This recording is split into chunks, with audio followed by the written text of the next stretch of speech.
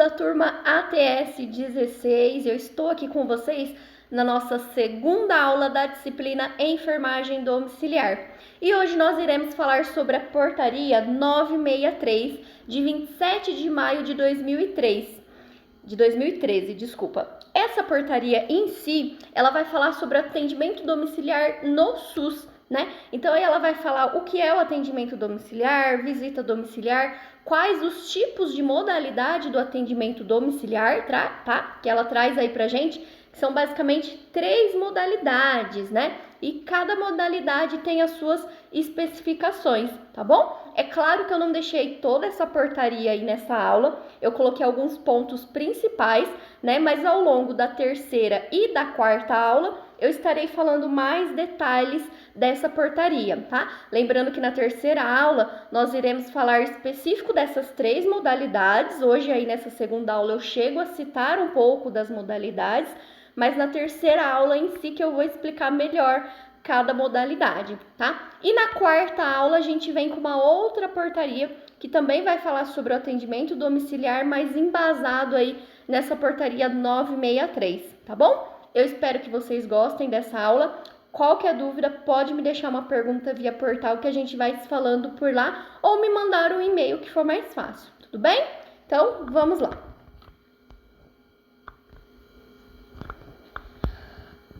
Portaria 963 de 27 de maio de 2013.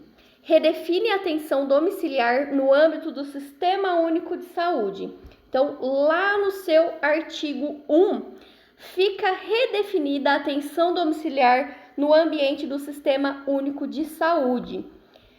Para efeitos desta portaria, torna-se, agora ele vai explicar aí, né, essa redefinição, né, do que é o atendimento domiciliar, o que é o SAD, né, que é o Serviço de Atendimento Domiciliar, e qual que é a definição de cuidador, tá? Então, ele diz aí nessa portaria que a atenção domiciliar é nova modalidade de atenção à saúde, que é um braço, né, do atendimento assistencial, do atendimento hospitalar, substitutiva ou complementar às já existentes, caracterizada por um conjunto de ações de programa saúde, de prevenção e tratamento de doenças e reabilitação prestada em domicílio. Então, tudo que é feito na atenção básica, né, de prevenção, de promoção de saúde e a questão do que é feito de tratamento em ambiente hospitalar, se leva-se todo esse conjunto, esse pacote, né, de promoção, prevenção, tratamento e reabilitação para a casa do paciente. Então, acaba sendo atendimento domiciliar, né? Com garantia de continuidade de cuidados e integradas redes de atenção à saúde. Então, não é porque esse paciente está recebendo um atendimento em domicílio, né, que ele não está ligado às redes de saúde. Então, se ele precisar lá de um fono, ele vai receber um atendimento pelo fono, né, tem essa referência, contra-referência, né. É lógico que o médico do atendimento domiciliar avalia, se tiver necessidade ele encaminha, né, para um nutricionista, para um psicólogo específico, enfim, tá? Aí ele define também a questão de serviço de atenção domiciliar, o nosso SAD, né? Principalmente a atenção básica, né? As equipes de atenção básica, elas são muito vinculadas com o SAD, né? Os municípios aí, os grandes municípios, eles têm equipe própria de SAD, que é Serviço de Atendimento Domiciliar, e essa equipe avalia todos esses pacientes em atendimento domiciliar, tá? Então, é o serviço substitutivo ou complementar à internação hospitalar ou ao atendimento ambulatorial, responsável pelo gerenciamento e operacionalização das equipes multiprofissionais de atenção domiciliar e equipes multiprofissionais de apoio. E lá ainda no artigo 2, né, ele vai falar sobre a definição de cuidador, que é a pessoa com ou sem vínculo familiar com o usuário, capacitada para auxiliá-lo em suas necessidades e atividades da vida cotidiana. Esse cuidador, ele pode ser um cuidador formal, né, que é aquela pessoa capacitada, tem algum curso, né, alguma capacitação, ou um técnico de enfermagem, auxiliar, enfim. Ou pode ser também um cuidador informal, né? Que é um membro da família, um colega, um conhecido, né? Alguém que não tenha nenhuma capacitação para questões de atendimento domiciliar. Ele auxilia nos cuidados básicos, né? Numa troca de uma fralda, num banho, né? No auxílio com a alimentação, tá bom? Isso aí, durante as aulas de enfermagem domiciliar, nós iremos entrar numa aula específica de cuidador formal e informal, tá?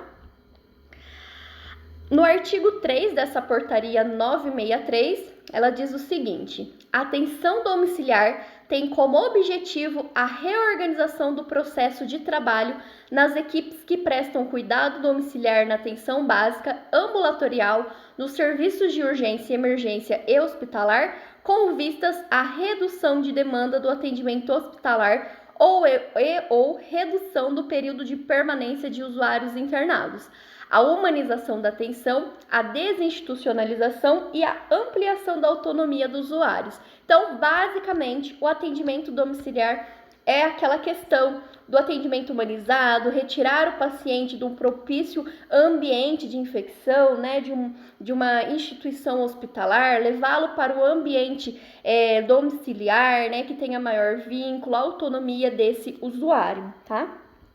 Aí lá no seu artigo 8, ele vai falar sobre 18, ele vai falar sobre as modalidades do atendimento domiciliar, né? Que ela é organizada em 3 grandes modalidades. Então, o atenção domiciliar tipo 1, que é a D1, né? Atenção domiciliar tipo 2, que é o atendimento domiciliar 2, e atenção domiciliar tipo 3, que é o atendimento domiciliar 3, tá bom?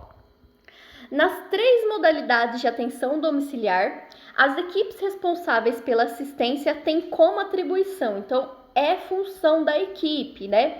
Trabalhar em equipe multiprofissional e integrar a rede de atenção à saúde, então tem que ter esse vínculo, né? Os profissionais, ele não atua sozinho, tem que ter um vínculo com a equipe multiprofissional, com o médico, o enfermeiro, né, o fisioterapeuta, o fonoaudiólogo, né, todos os profissionais que têm vínculo na assistência no plano terapêutico daquele paciente precisam ter ciência de tudo o que acontece, as intercorrências, né, as instabilidades desse paciente. Todos os membros precisam estar cientes de como anda esse plano terapêutico do paciente, tá? Identificar e treinar os familiares e ou cuidadores dos usuários, envolvendo-os na realização de cuidados, respeitando os seus limites e potencialidades. Então, muitos pacientes eles não têm home care 24 horas, então é necessário que essa equipe de atenção domiciliar, né, forneça as orientações àquele cuidador, orientações mínimas, né? Troca de posição desse paciente, né? Troca de fralda, né? Quais os cuidados mínimos para evitar assaduras, né? Banho, né? A dieta, né? Como ser fornecida essa dieta ao paciente, são cuidados mínimos e, é claro, sempre respeitando as limitações daquele cuidador, tá? Abordar o cuidador como sujeito do processo e executor das ações. Então, esse cuidador, né? A gente tem que demonstrar que ele é o integrante principal daquele cuidado. Por isso que ele tem que ser envolvido até mesmo na criação do plano terapêutico para esse paciente, tá? Acolher demanda de dúvidas e queixas dos usuários e familiares e ou cuidador como parte do processo da atenção domiciliar. Elaborar reuniões para cuidadores e familiares, né? Tem alguns SADs, né? Que pelo menos uma vez por mês, lá na atenção básica, eles fazem algumas reuniões de encontros, né? De cuidador, de familiares, né? Justamente para tirarem algumas dúvidas, essa equipe fornecer algumas orientações específicas, tá? Utilizar linguagem acessível a cada instância de relacionamento. Então, a gente precisa utilizar uma linguagem clara. Não adianta eu falar com um cuidador informal, né? Com uma linguagem de terminologia, de enfermagem, porque aquele cuidador ele não vai entender o que eu estou dizendo. Então, eu preciso ter uma linguagem, uma comunicação clara, tá? Promover treinamento pré e pós-deshospitalização para os familiares e o cuidador dos usuários. Então, como eu falei para vocês, questão de orientação de sonda, de mudança de decúbito, às vezes de banho, tá? A realização de algum curativo, enfim. Participar da educação permanente provinda pelos gestores. E lá no artigo 20 dessa portaria, né, 963, ela vai falar sobre a modalidade, né, de atenção domiciliar 1, que destina-se usuários que possuam problemas de saúde controlados ou compensados e com dificuldade ou impossibilidade física de locomoção até uma unidade de saúde. Necessitem de cuidados de menor complexidade, incluindo os de recuperação nutricional, de menor frequência, com menor necessidade de recursos de saúde e dentro da capacidade do atendimento das unidades básicas de saúde. Nesse tipo de modalidade, né, na atenção domiciliar 1, são para os usuários, né, que não precisam de uma atenção complexa, né, são cuidados mínimos, né, às vezes um curativo mais específico, né, uma abordagem mais específica, mas nada que seja prolongado, tá? A prestação da assistência à saúde na modalidade 1 é de responsabilidade das equipes de atenção básica, por meio de visitas regulares em domicílio, no mínimo uma vez por mês. Então, nas unidades básicas de saúde, né, eles já possuem um relatório dos idosos da área ali de abrangência, dos pacientes que precisam de um atendimento domiciliar ali da área de abrangência dessa atenção básica, e por si só, eles se programam aí para realizar essa visita pelo menos uma vez no mês, tá? Modalidade de atenção domiciliar 2 destina-se aos usuários que possuam problemas de saúde e dificuldade ou impossibilidade física de locomoção até a unidade de saúde e que necessitem de maior frequência de cuidado, recursos de saúde e acompanhamento contínuo, podendo ser oriundos de diferentes serviços de atenção à saúde. Então, esse tipo de modalidade, então, digamos que é um paciente intermediário, né? Ele tem um curativo diário que só a enfermagem realiza, ou ele tem uma troca de uma sonda, enfim, tem algum procedimento que é mais específico, então esse paciente ele precisa ter um acompanhamento quase que diário, tá? A inclusão para cuidados da modalidade de atenção domiciliar 2 será baseada na análise da necessidade de saúde do usuário, tornando-se como base as situações abaixo listadas. Demanda por procedimentos de maior complexidade, então, como eu citei para vocês, né? Algum curativo mais específico que tem que ser diário, né? Cuidados com dreno, né? Enfim, que podem ser realizados no domicílio, tais como os curativos complexos, drenagem de abscesso, entre outros. Dependência de monitoramento frequente de sinais vitais, necessidade frequente de exames de laboratório de maior complexidade, adaptação do usuário e ou cuidador ou uso de dispositivo de traqueostomia, adequação do usuário ao uso de prótese.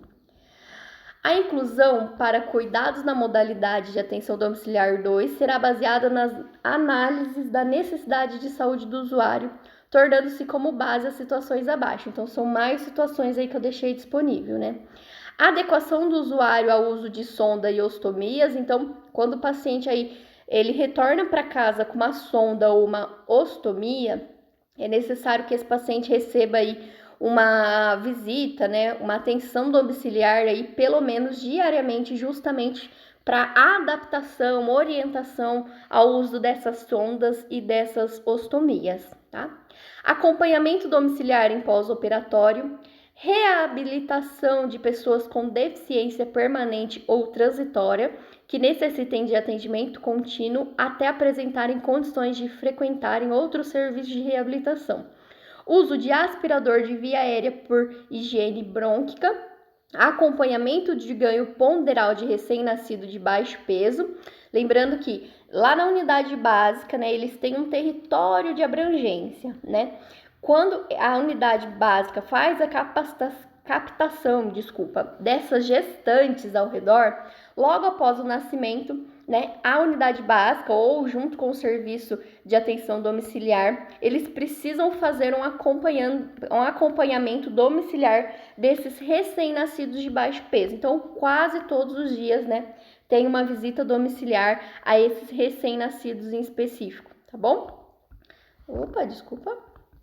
Necessidade de atenção nutricional permanente ou transitória, necessidade de cuidados paliativos, necessidade de medicação endovenosa, muscular ou subcutânea por tempo pré-estabelecido. E aí, na modalidade 3, digamos que são para os pacientes um pouco mais complexos, né?